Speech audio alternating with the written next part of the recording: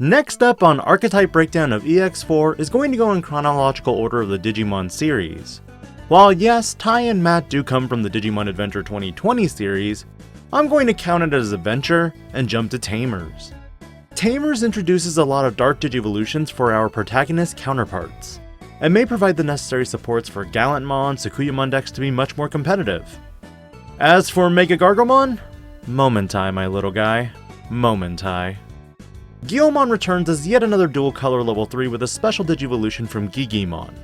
On play, if both players' trash contains 20 or more cards in total, this Digimon gains Rush for the turn. A cheeky little game ender if you're playing against Beelzemon, considering more than likely they'll have the 20. Black Growlmon is the dark counterpart of Growlmon, but unlike Greymon who is just Greymon, this Digimon is explicitly different from Growlmon in that Takato can't utilize it for the Bio Merge.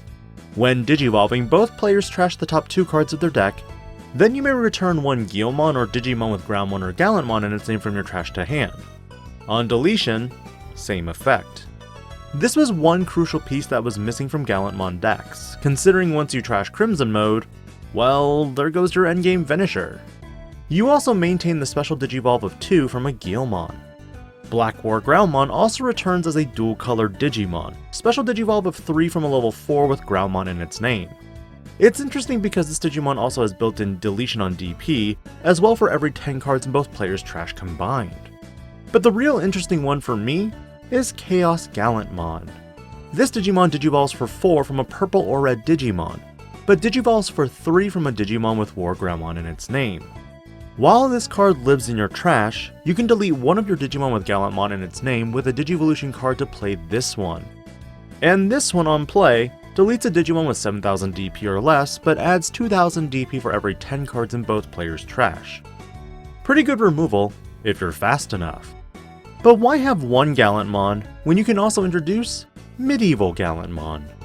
This is one Gallantmon that plays itself from security, but doesn't actually do battle. But when it's played, and when it's attacking, you can delete one of your opponent's Digimon with 6000 DP or less. If no Digimon is deleted, you get to suspend one of your opponent's Digimon and that Digimon cannot unsuspend during the next unsuspend phase. Unfortunately, if it's played from security, it bounces to hand at the end of the turn. While not terrible, I also don't see its playability as much while you can utilize the other Gallantmons from previous sets. But this is where testing will help. Leaving the Gallantmon line, it's time to explore the new Renamon line. Renamon returns with a dual yellow-blue color combination and special Digivolution conditions from Viximon. On play until the end of your opponent's turn, 2 of your opponent's Digimon with 4000 DP or less can't attack. While this card doesn't search, it does provide stunning effects which can be helpful in regard to rush decks. Looking at you, D-Brigade. The Inheritable is also amazing and supplements existing Sukuhamon support for that memory return. Honestly, I could see this being used in other decks with a Viximon base. Yokomon is the dark Digivolution of Kyubimon in a way, and although the Digivolve is 3 from a yellow or blue Digimon, the special Digivolution cost of 2 from Renamon helps it considering there are many Renamons in the game at this point. This Digimon is also treated as Kyubimon. On play and when Digivolving, one of your Digimon in play gains Blocker until the end of your opponent's turn. For some reason, as I read more of these effects, I can't help but wonder, are you splashing Kaiser Nail into the deck? Helps build wide potentially, and its Inheritable lets you reduce a Digimon's DP by 2000 when you play an option card with a cost of 2 or more. A neat little trick, but I'm not sure how effective it'll be quite yet. Domon is another Taomon dark counterpart that is treated as Taomon. On play and when Digivolving, return one of your opponent's Digimon with 6000 DP or less to its owner's hand, with an Inheritable identical to Yokomon. Not terrible, but the return of one of your opponent's Digimon with 6000 DP or less honestly doesn't seem terrible. Unfortunately, because Domon is a 7000 DP body, it loses viability as a Flame Hellscythe target, which is quite unfortunate. Kuzuhamon is the Sukuhamon equivalent and is also treated as 1. When Digivolving, you may use one option card with a cost of 5 or less from your hand without paying its cost, but you must meet the color requirement. Initial review of option cards in the yellow and blue category would be Rattlestar, Maelstrom, Megalospark, and Godflame in the 5-cost category. Purge-Shine, Spiral Masquerade, Kaisernail, and Sorai in the 4-cost category. And there's still more! There's honestly a lot you can do here. While Gallantmon and Sakuyamon Dark forms may be playable, I presently don't see the competitive nature of the Dark Gargomon line. Although Alliance is new, Green and Black have progressively gotten weaker cards, unless your name has Greymon in it. Terriermon on play lets you hunt for a 2-color green card and 1 Tamer card with Henry Wong in its name off 4 cards. Then you bottom deck the rest. Your turn when you suspend a Digimon for an Alliance skill.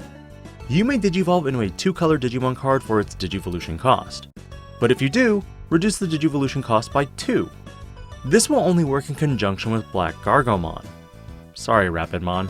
Luckily, Black Gargomon offers Alliance, meaning you suspend one of your other Digimon to add its DP to this Digimon and gain Security Attack +1. Meaning with the Terriermon, you can suspend another Digimon and go into a level 5 simultaneously, with a buff and a cheaper cost. Black Rapidmon likewise has the Alliance skill.